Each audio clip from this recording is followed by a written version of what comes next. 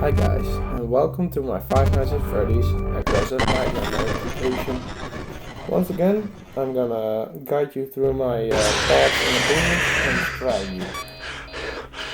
First, for the strategy.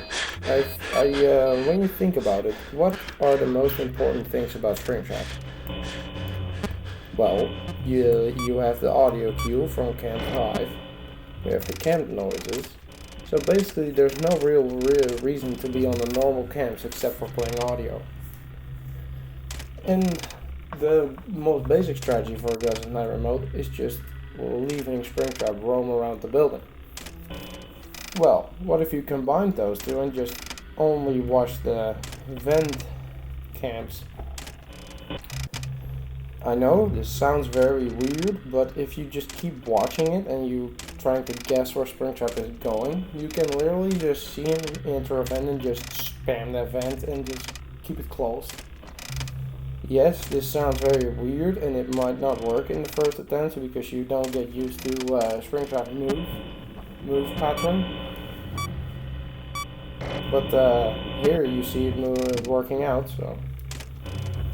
And I also want to talk about when you consider a run dead. When do you really consider a run dead? When he runs past the window? Yeah, maybe. But what if it's 5 a.m.? You might be lucky enough to be able to just stare him down and hope the time runs out before the ventilation. So think about that instead of just not knowing when to restart, because just think about when a run is dead. And next thing, this mode is very luck based because of one reason. Springtrap has a 1 in 7 chance to not listen to your audio lure, and that is literally the only reason why this mode is so luck based. Hello?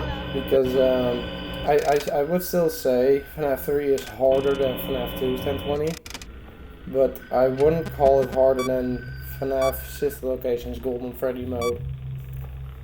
I think in my sub-tier list I would say FNAF Sister Location Golden Freddy on the top, and then FNAF 3 at the second place, and then FNAF 2 at the third place, and FNAF 4 on the 4th place, and then FNAF 1 at the lowest place. I haven't beaten the FNAF 6 or UCN yet, but FNAF 6 might happen. I don't know about UCN though. 50-20 mode is giving me a headache. Just practicing it is already a nightmare. But just when you play FNAF 3 aggressive night remote, don't see it as a normal game of FNAF. You need to see it like a game of chess. You need to plan forward. Know when you need to reboot your systems. Just be smart about every move you do and hope you outsmart Springtrap. That sounds stupid, but it really is in my opinion.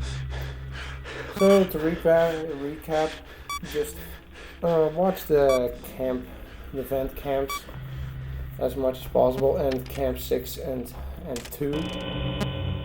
If you hear the danger sound cue, I do want to say one thing. When Freddy is walking past the window, he plays the sound cue, so you don't really know where Springtrap is.